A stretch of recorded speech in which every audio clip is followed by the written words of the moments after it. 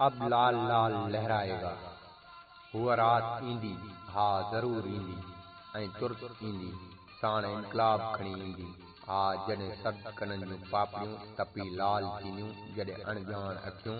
शऊर जो सुरमो अपनाईंदियूं, जॾहिं वजूद जे वर्ष जी जमील दज़ खे फसाद जी बसात धोईंदी,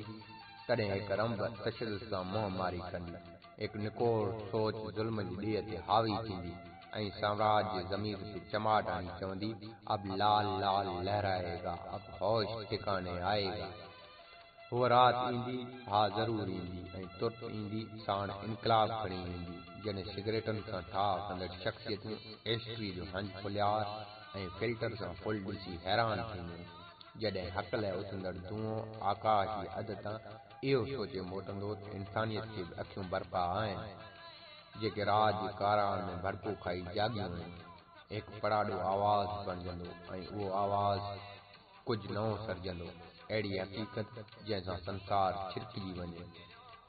जंहिंसां हसद जी आवी जो ख़ात्मो थी वञे, सुतल ज़मीर यादाश्त विञाए वञे, ज़ालिमनि जी अखियुनि में तेज़ाब हारियो वञे ऐं टांडनि जी चुर ते बेहक साड़ी वञे। हा ईअं थियणो बेहद ख़्यालनि जा घोड़ा मक़ादे वरतल ऋण भूमि में आख़िरी टपालियूं हलंदा ऐं उन्हनि पोयां लेलाटनि जा लातदाद काफ़िला बुख जे ख़ुदा सां इंसाफ़ ॻोल्हण लाइ केड़ू ऐं ॻाढ़ा गज़ा पाए पहिरें उभरण निकिरंदा। हिकु अनाड़ी नक़ाश पंहिंजी पेंटिंग में इहो सभु मंज़र लाहे छॾींदो ऐं ईंदड़ ॾींहुं हिसासियत जे आलमी कॉन्फ्रेंस में पेश कंदो, जिते वेठलनि जा लूंहं खंडारजी वेंदा